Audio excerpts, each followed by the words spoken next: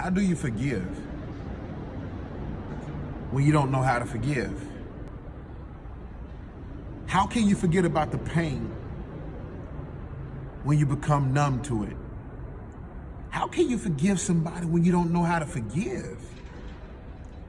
Where all you have ever experienced is hurt and pain from the same people that you love. How can you forgive somebody when you don't know how to forgive? How can you love somebody who hurt you? How can you love somebody who ran out of your life? How can you love somebody who abandoned you?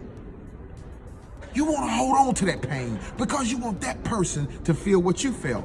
And so when I look at this generation today, our generation is suffering from a lot of trauma, emotional trauma, physical trauma, psychological trauma, a lot of pain that our young people are holding on to. There's a lot of hurt that they got bottled up inside of them. They don't know how to release it. So what we're looking at today is a lot of pain that our young people are holding on to.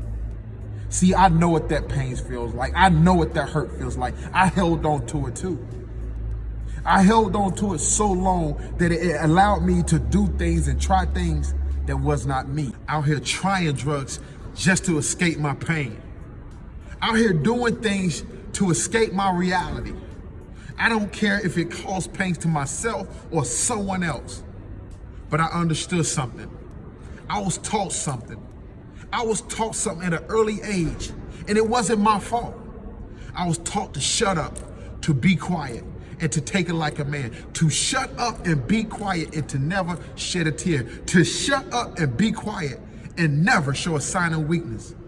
See, even when my father beat me, when he slapped me, when he punched me, when he made me stand in the corner on one leg, when he used to make me run my head into the wall, I understood something. That man had a lot of pain.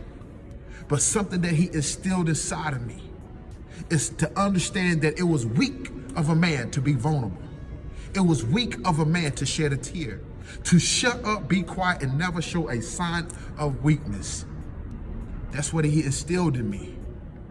Now I'm telling you, young man, it's okay to cry. It's okay to be vulnerable. You don't have to be tough. You don't have to be a G. You don't have to be gangster. You don't have to be a killer. It's not your fault what you went through. It's not your fault those who ran out your life. But it's your fault if you choose to hold on to it. I'm telling you not to hold on to it. I'm telling you to forgive not those who did something to you, but forgive yourself. Choose life. There is something more promising and more greater for you than who you are trying to become today. It's not trying to be a killer. It's not trying to be hard. It's not trying to be gangster.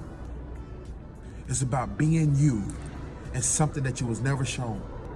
And I'm telling you this today because it hurt me to the core to be hated by a man that I called my father. You don't have to be what you were shown.